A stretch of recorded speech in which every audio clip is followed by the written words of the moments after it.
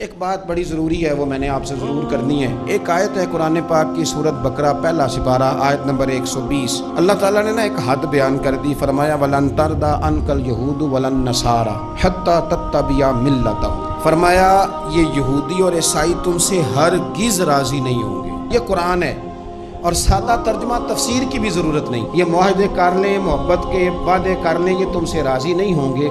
کب راضی ہوں گے؟ حتی تتبع ملتہم، یہاں تک کہ تم ان کے دین کی پیروی کرنے لگ جاؤ۔ میرا جب پہلی دفعہ پاسپورٹ بنا تو میں نے سارا پڑھا، کتابیں پڑھنے کا شوق تھا شروع سے۔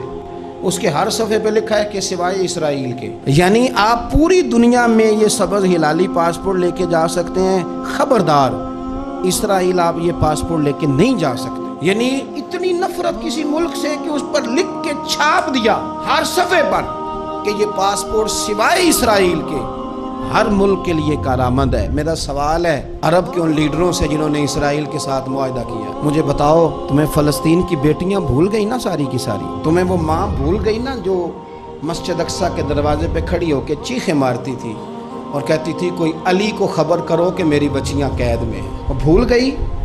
تمہیں وہ بہن بھول گئی نا جس پر شراب کی بوتل انڈیڑتے تھے اسرائیل کے فوجی؟ وہ آپ کو ابھی بھی ویڈیو مل جائے گی۔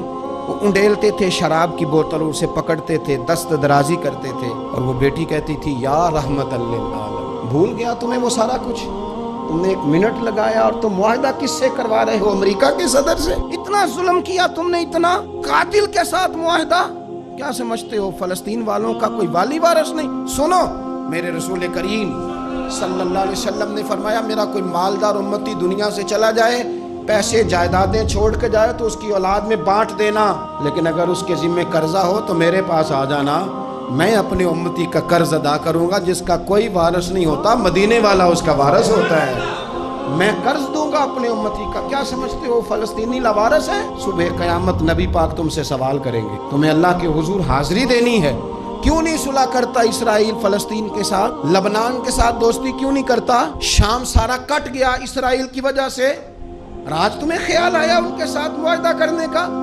ہمیں سبق پڑھاتے ہو خدا سے ڈرو، اور پھر اقبال کہتے ہیں مسلمانوں سے مایوس نہ ہونا، حکمرانوں سے زیادہ امیدیں بھی نہ لگانا۔ وہ جو چھوٹے چھوٹے لوگ نکلے تھے نا صحرا سے، بظاہر غریب تھے، بظاہر ان کے پاس مال نہیں تھا، وہ خالد بن ولید جیسے، وہ سعد بن ابی وقاص جیسے، بظاہر ان کے پاس زیادہ اسلحہ نہیں تھا۔ اقبال کہنے لگے مایوس نہ ہونا، یہ نہیں کہنا بن کچھ نہیں سکتا، فرمانے لگے رات میں نے سنا ہے فرشتے آپس میں باتیں کر رہے۔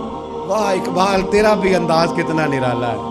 کہنے لگے رات فرشتے آپس میں باتیں کر رہے تھے، میں نے سن لی ہیں۔ بھلا وہ کیا کہہ رہے تھے؟ یہ سارے لوگ نا خالد بن ولید، سعد بن ابی وقاص، یہ صحرا کے رہنے والے تھے، اور اس وقت کی سب سے سپر پاور روما کہلاتی تھی، الٹ پلٹ کے رکھ دی ساری رومی سلطنت۔ تو اقبال کہنے لگے رات فرشتے آپس میں باتیں کر رہے تھے کہ سنا ہے پاکستان کے، ہندوستان کے مسلمان جوان مایوس ہو گئے۔ کہنے لگا نہ مایوس ہونا، نکل کے صحرا سے، جس نے روما کی سلطنت کو الٹ دیا تھا، نکل کے صحرا سے۔ گرمی دیکھو اس شعر کی، ولولہ دیکھو اس مرد کا جو مصور پاکستان ہے، نکل کے صحرا سے جس نے روما کی سلطنت کو الٹ دیا تھا، سنا ہے میں نے یہ قدسیوں سے، وہ شعر پھر ہوشیار ہوگا۔ وہ کل باتیں کر رہے تھے کہ بہت سارے ان میں سے پھر جاگ گئے اور بڑی جلدی وہ بلاک بنائیں گے۔